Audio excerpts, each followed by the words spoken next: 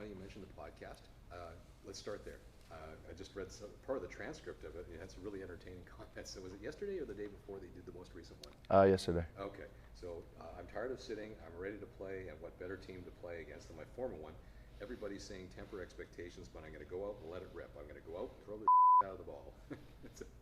That's coming from a very authentic place, I guess. Yeah, and that's what I try to do whenever I'm on there. You know, I feel it's a chance for me just to get a chance to kick back and talk about things that are going on in sports, particularly some things that are going on in my life. And I just look back and I feel like, you know, over the past couple years that I did play, especially in the NFL, I felt like I was sometimes too timid, and I got away from the person that I felt like I was whenever I was at A&M. The guy with a lot of charisma, the guy that played with his heart on his sleeve and was energetic and excited and loved the game with everything he had. And when I did that, I just went out on the field and I just let it fly. I just knew my reads. I went through my stuff and I threw the balls, you know, as hard as I could, and I just went through my reads and did my thing. And I felt like I've got away from that. And, you know, there's a lot of expectations for me up here. There's, you know, I've seen it. I've seen how the media has been. I've seen how crazy, you know, some of the fans have been and how things have been up here. And you know, I just want to settle down, come out and play football and be able to block everything else out. And I think, you know, with the guys I have here in the locker room and the people that have been around me, I feel like I have an opportunity to do that here. So, you know, I'm enjoying and I'm, like I said, I'm ready to start. I feel like I'm ready to get back on the field. It's where I belong.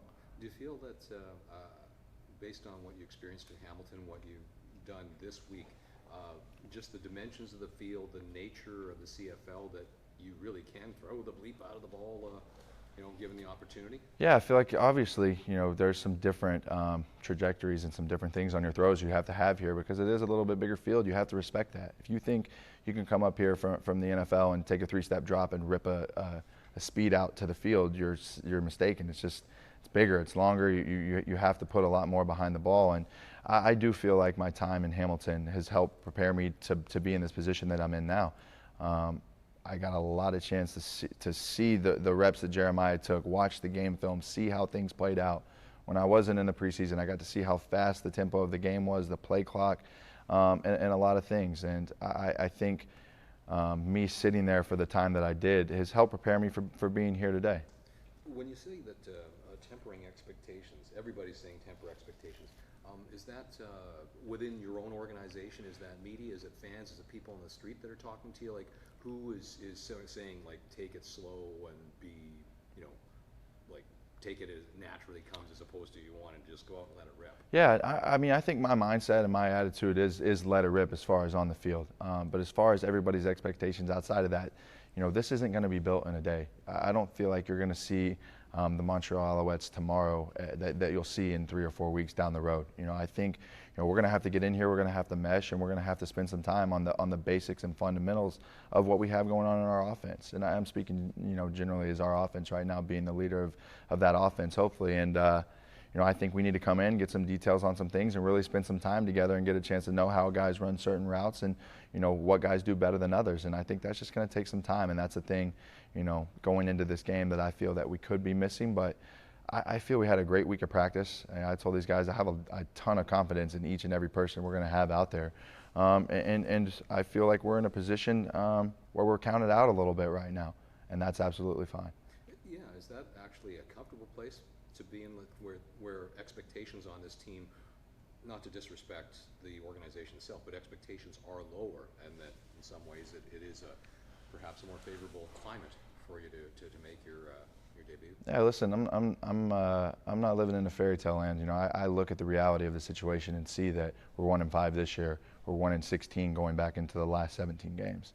You know, that's obviously not up to par, but at some point in time that has to break and that has to change. And you know, I feel like we have a head coach who cares, a head coach who wants to put in, you know, the time to get these guys to the right place to break this, you know, chain of how things have been going. And, you know, I know that I have a lot of confidence in that, you know, and I hope, you know, the guys in the locker room, you know, trust that as well, because, you know, it may take some time, but I think if we put in the work, you know, the end result will be what we want. We'll put ourselves in a good position to be successful. But, you know, this thing isn't going to be built in a day, and we're going to take some time to get there. But at the end of the day, I believe the end result will be what we want it to be.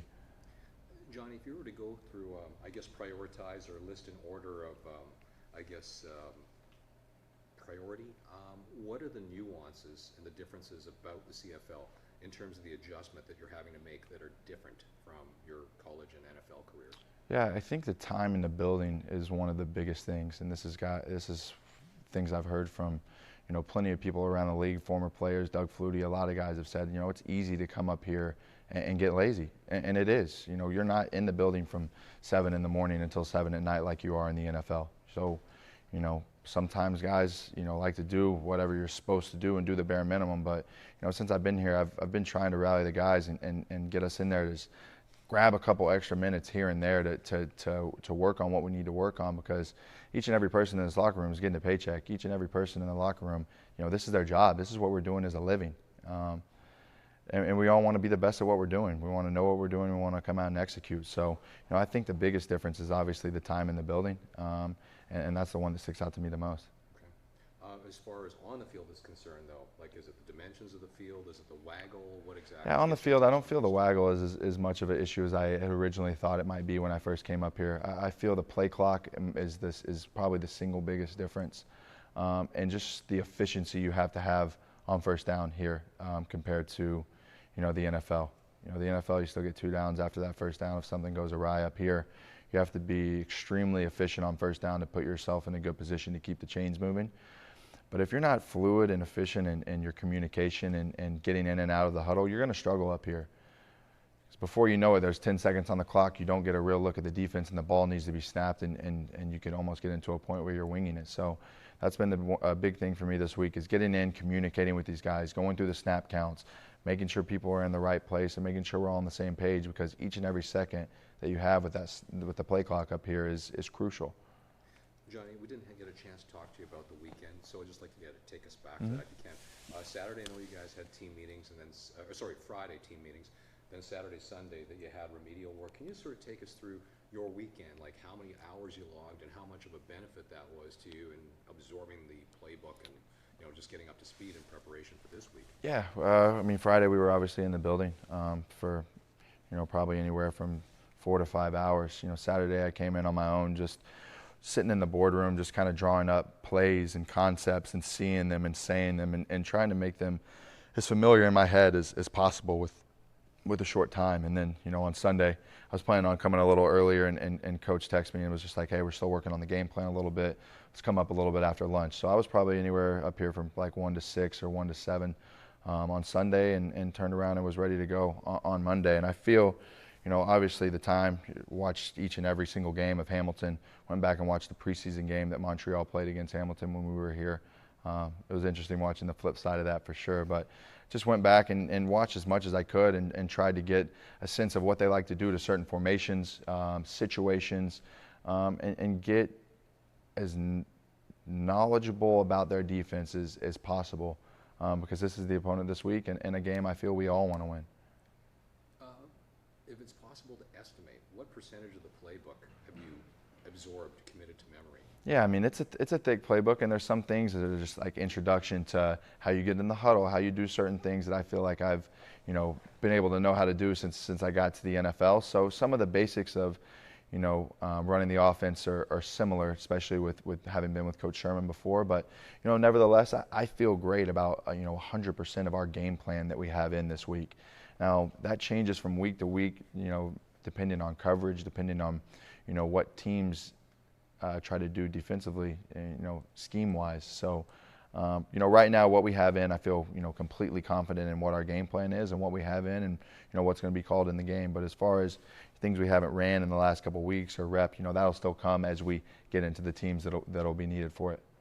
Johnny, you're no stranger to big games and attention and the limelight, spotlight, but knowing that ESPN2, there's going to be a lot of eyeballs on the Deuce for tomorrow's game, in addition to a big audience for Friday Night Football as well. How much have you sort of let yourself contemplate the scope of that game during your first start in the CFL, and how much are you hearing that from your friends, families, former teammates? I have a good relationship with my friends and family. I'm able to told them when I was starting, told them what was going on, obviously how to watch it and everything. And, I get a lot of love and support from them, and it's greatly appreciated. But, that's all you could ask for. We want to be on TV. We want to show the world what we can do. And, I'm excited about it. I feel like I live for that moment and live for that, and I'm looking forward to it. It's a good chance for people back home in the States to be able to see what not only the Montreal Alouettes are about, but hopefully the CFL, and we can be able to go out and put on a good game. And I have confidence in our guys, and I think we're going to come out and play well. You've talked very candidly about moving beyond your past. So with this game coming up, in some ways, do you sort of see it as the first page of the first chapter? And I don't know if redemption story is a term that you would consider appropriate. Yeah, I feel like the book started probably a while ago. I had to get myself to a position to even get here. And I've put in a lot of work in the past, and had a lot of support around me, and done a multitude of things to get to this point today. And there's a lot of things that go into me, personally being back in this situation. And the thing I'm most concerned and most focused about are being the best leader I can for these guys, because I know they're looking to me to come in here and be a guy that helps bring a spark and make the plays that we need to be made. And I don't want to let them down. I'm coming in here every day working for these guys and working for this team, because I can remember where it went awry last time. I can remember not putting in the work that I needed to last time. And my family always told me that if you continue to make the same mistake over and over again, you're doing something wrong. You're a fool. So try to learn from the past and learn from my mistakes, and hopefully continue to keep trekking on. It's life. You hit some ups, you hit some downs, but at the end of the day, I'm trying to just keep pushing through it and be the best person that I could be. And I'm having fun playing football again. I got a smile on my face, and things are looking up. Outstanding. Thank you, Johnny. Cool. Appreciate it. Rod? Yeah. I just a disembodied voice from the back. Johnny, Cool. Two for you. I know Eric Tillman said that Doug Flutie had tried to reach out to you.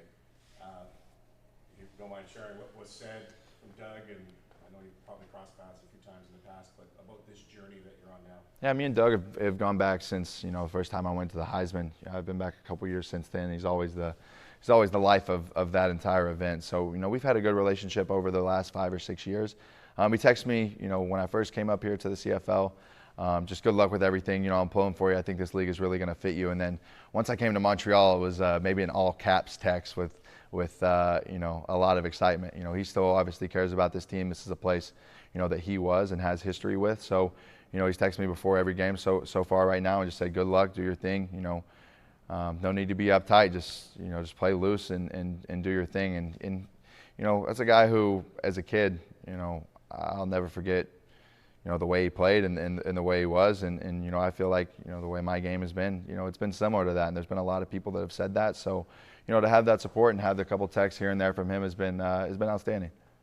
How much have you worked with Kahari Jones and Mike and this coaching staff, maybe putting your own fingerprints a little bit on the playbook? I mean, they are set plays, but I can see some Johnny Manziel type plays as well. Oh yeah, they definitely gave me a chance to come in, and obviously on a short week last week, just me going in and comparing and contrasting, what I've ran multiple times in the past to what we have here in this offense, and me and Coach Jones and Coach Sherman and everybody in that offensive room have really sat and talked and gone over a lot of things that we feel like we do well as a team that I've had reps with in the past. There's certain plays where I've repped 500 times at Texas A&M that I feel like we have in this offense. So it's good for me to have that familiarity and obviously have that installed in the offense where these guys know what it is. So I think it's a mix and match of a lot, and I've been very appreciative of being able to come in and feel like I've been heard and what I feel like I'm good at and what I know, and eliminating the uncomfortability of some uncertainty of certain plays. So it's been good. It's been meshing, and I've been excited about it.